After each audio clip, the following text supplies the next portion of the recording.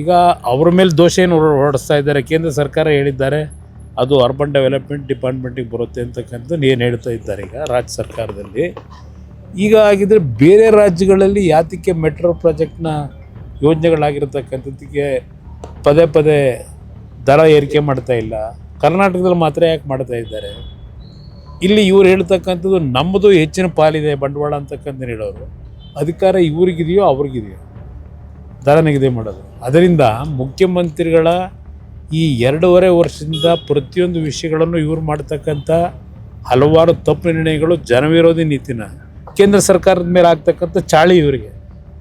ಅದರಿಂದ ಇದರ ಬಗ್ಗೆ ಜನ ಎಚ್ಚೆತ್ಕೋಬೇಕು ಅನ್ನೋದು ಹೇಳ್ತಾರೆ. ಗ್ಯಾರಂಟಿ ಸ್ಕೀಮು ಅದರಿಂದ ಅವ್ರನ್ನೆಲ್ಲ ಬದುಕಿಸ್ತಾ ಇದ್ದಾರೆ, ಅವ್ರಿಗೆಲ್ಲ ಆರ್ಥಿಕವಾಗಿ ಶಕ್ತಿ ತುಂಬಿದ್ದೀವಿ ಅಂತ ಹೇಳ್ತಾರಲ್ಲ.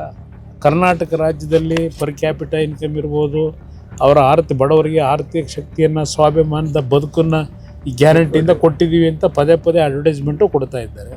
ಜನಕ್ಕೇನು ತೊಂದರೆ ಇಲ್ಲ, ಜನ ಆರ್ಥಿಕವಾಗಿ ತುಂಬ ಚೆನ್ನಾಗಿದ್ದಾರೆ ಅನ್ನೋದು ರಾಜ್ಯ ಸರ್ಕಾರದ ಭಾವನೆ. ಅದರಿಂದ ಅವ್ರು ಏನೇ ದರ ನಿಗದಿ ಮಾಡಿದ್ರು ಜನ ಸಂತೋಷವಾಗಿ ಕೊಡ್ತಾರೆ ಅಂತಕ್ಕಂಥದ್ದು ಮುಖ್ಯಮಂತ್ರಿಗಳು ಮತ್ತು ರಾಜ್ಯ ಸರ್ಕಾರದ ಆ ಒಂದು ಭ್ರಮೆಯಲ್ಲಿದ್ದಾರೆ. ಜನ ತೀರ್ಮಾನ ತಗೋಬೇಕು.